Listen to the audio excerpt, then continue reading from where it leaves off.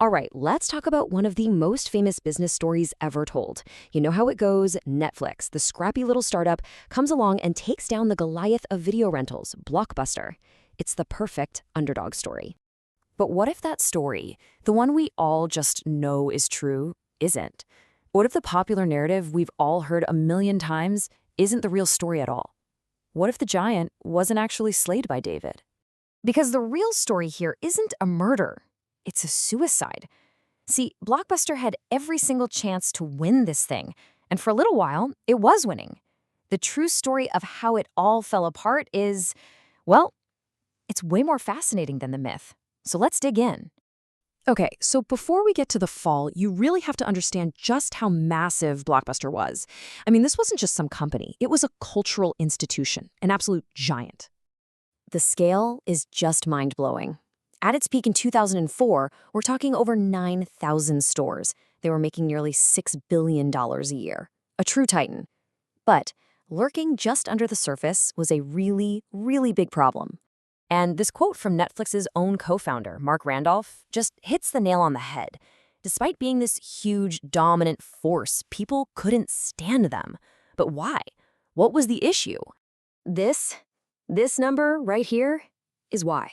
$800 million. That's how much BlockBuster raked in from late fees in a single year, back in 2000. You know that whole be kind rewind thing? Well, it was backed by this penalty system that made up a huge chunk of their profits and made customers furious. This was their fatal flaw. And this is where things get almost comical. The year is 2000. Netflix, this little DVD by mail startup, walks into BlockBuster's corporate HQ and says, "Hey, you can buy us for $50 million. And what does BlockBuster do? They pretty much laugh them out of the room. It was pure arrogance, fueled by all that late fee money. A massive, massive mistake. Okay, so this is the part of the story that most people get wrong. You'd think after a blunder like that, BlockBuster just faded away, right? Nope. They woke up. And when this giant finally woke up, man, it came out swinging.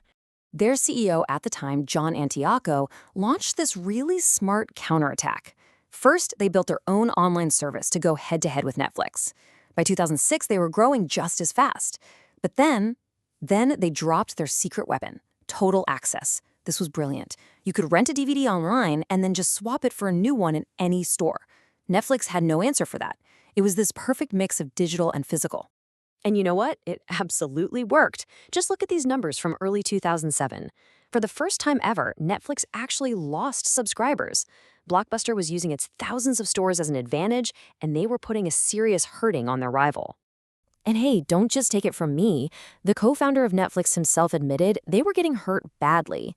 BlockBuster was winning. They had Netflix on the ropes. So what on earth went wrong? Well, it turns out the biggest fight wasn't BlockBuster versus Netflix. The real war was happening inside BlockBuster's own boardroom. A full-blown civil war was about to break out, and it would completely derail everything. So you basically had two warring factions. In one corner, you've got the CEO, John Antioco. He's the guy behind the comeback. He's playing the long game, pouring money into the online business and getting rid of those hated late fees. In the other corner, you have this activist investor, Carl Icahn. He thinks all the online stuff is a waste of money and wants to squeeze every last penny of profit out of the physical stores and those late fees. This whole thing came to a head over the CEO's bonus. Antioco was due a pretty big payday, and Icahn basically used that as a weapon. He sparked a revolt on the board, and in March 2007, he managed to push out Antioco, the one guy who actually knew what he was doing. The timing was just catastrophic. So who did they bring in to replace him? A guy named James Keyes. And where did he come from? 7-Eleven. Now, Keyes was a master of retail. He would have been the perfect CEO for BlockBuster in 1995. But for a company fighting a digital war in 2007, he was completely the wrong guy for the job. And just like that, the company's fate was sealed. The new leadership immediately slammed the brakes and threw the whole strategy into reverse. It was fast, and it was a total disaster. First, they gutted the budget for BlockBuster Online. Then they started pouring money back into the old physical stores. And the final nail in the coffin? They brought back the late fees. They literally took apart every single piece of the strategy that was actually beating Netflix. And this is where it all just converged into a perfect storm. Right as BlockBuster is giving up on the internet, what does Netflix do? They launched their streaming service, changing the game forever. Then the 2008 financial crisis hits. And just like that, by 2010, BlockBuster was done. A big part of the problem was this crushing debt, about $1 billion worth. With their strategy in shambles and no way to borrow money during the financial crisis, the company just couldn't survive. It imploded. So when you look at the smoking wreckage of this once great company, what are the lessons? Because this story is way more than just a bit of nostalgia. It's one of the most important business lessons you'll ever learn.